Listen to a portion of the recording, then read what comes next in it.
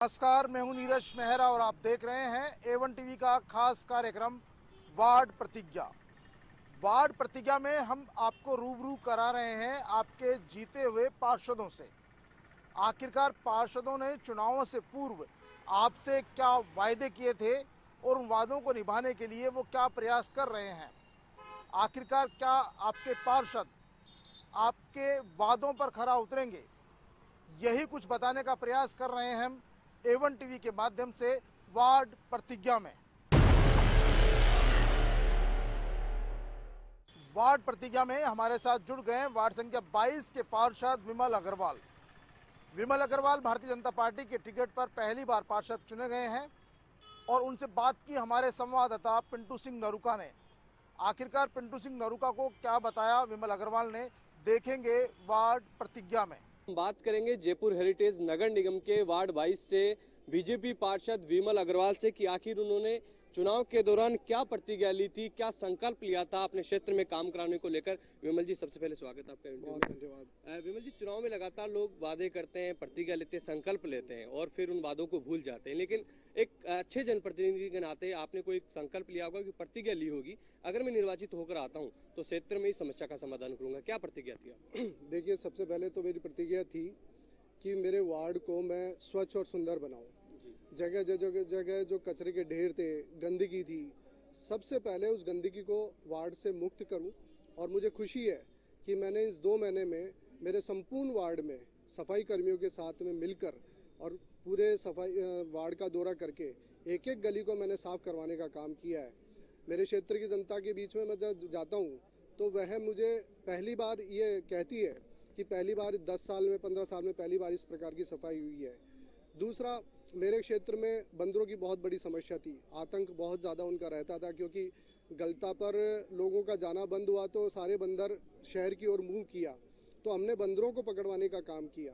इसके अलावा जो हमारी बेसहारा गायें हैं वो हमारे कॉलोनीज़ में आती है, तो मैंने जो उनको पालने वाले लोग हैं उनसे आग्रह किया है कि भाई आप इन गायों को अपने बाड़े में बंद रखें। हमारे यहाँ पर जो आके और जिस प्रकार का ये गंदगी करती है, या तो गंदगी को साफ करने की व्यवस्था करें या फिर आप इनको बाड़े में रखें, नहीं तो हम इनको निगम में पकड़वाएंगे। उन्होंने वो बात मेरी मानी है।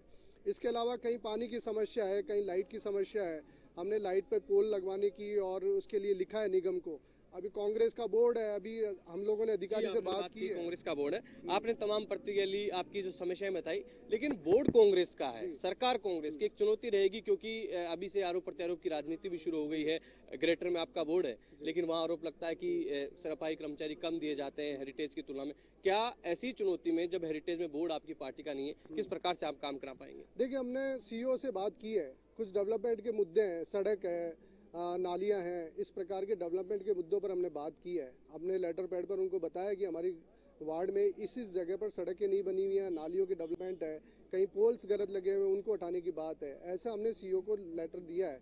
सारे हेरिटेज के हम पार्षद मिलकर भी उनके पास गए हैं कि हम लोग डेवलपमेंट चाहते हैं, हम राजनीति नहीं करना चाहते, हम डेवलपमेंट करना चाहते हैं, डेवलपमेंट के लिए काम करना चाहते हैं। आप भी कांग्रेस बीजेपी को इस निगम को बांटने से अच्छा है कि जहां डेवलपमेंट के काम हो, बराबर काम हो।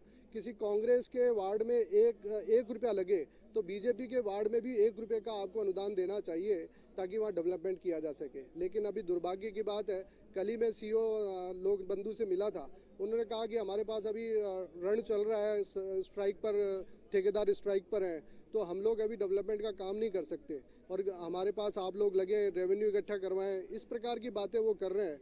साधारण सभा की मीटिंग होनी थी 11 तारीख को, वो भी कांग्रेस ने कैंसिल कर दी। उनके आपस में फूट है बहुत ज़्यादा, उनके आपस में पार्षदों में फूट है, वो करना नहीं देना चाहते। तो ये कांग्रेस की जो आपस की फूट के कारण से जो निगम का जो काम होना चाहिए, 2 महीने में अभी तक किसी प्रकार का कोई काम नहीं हुआ डेवलपमेंट का। विमल जी, हेरिटेज नगर निगम के आप पार्षद हो, हेरिटेज जयपुर की एक पहचान है, हेरिटेज के नाम से जयपुर की पहचान है, हेरिटेज बना रहे, हेरिटेज के उस हिसाब से काम हो, ऐसी कोई आपकी प्राथमिकता है? देखिए, सबसे पहले तो मैं हेरिटेज के बारे में बताना चाहता हूँ कि पूरे विश्व के लोग यहाँ पर हेरिटेज में घूमने के लिए आते हैं। बड़ी चौपड़ से लेकर आमेर तक का जो एरिया है वो डेंसिटी पर्यटकों के लिए रहती है। मेरा ये मानना है कि इस एरिया को इस प्रकार बनाना चाहिए कि लोग यहाँ पर आए तो पूरे जयपुर की एक मिसाल लेकर जाएगी। जयपुर इतना स्वच्छ, सुंदर और इतना अच्छे से बनाया हुआ है। हो क्या रहा है कि आप अगर जोरावर सिंह गेट से बाहर निकलेंगे, जलमहल तक जाएंगे तो आपको गंदगी ढेर मिल जाएंगे। दोनों तरफ फुटपाथ पर टूटी फूटी फुटपाथ मिल जाएगी। कहीं पर भी जयपुर की सांस्कृतिक धरोहर को दिखाने का कोई नमूना वहाँ पेश किया हुआ नहीं है। आप जलमहल में जाएंगे तो वहाँ गंदगी के ढेर मिल जाएंगे। तो मेरा सरकार से भी और हेरिटेज के महापौर से भी, आयुक्त से, आपके माध्यम से आग्रह है कि इस एरिया को बहुत ज़्यादा सुंदर बनाने की आवश्यकता है, ताकि बाहर से जो लोग आए वो एक मैसेज लेकर आ जाए जयपुर के लिए। तो ये है पार्षद विमल अग्रवाल। इनके वार्ड में सबसे बड़ी समस्या है साफ सफाई की और बंदरों के आतंक की, और इन्होंने चुनाव के दौरान लोगों से वादा किया था और इन्होंने प्रतिज्ञा ली थी कि अपने वार्ड को ये साफ सफाई में सबसे बेहतरीन बनाएंगे, एक स्वच्छ वार्ड बनाएंगे और इन बंदरों के आतंक से यहाँ के क्षेत्र के लोगों को निजात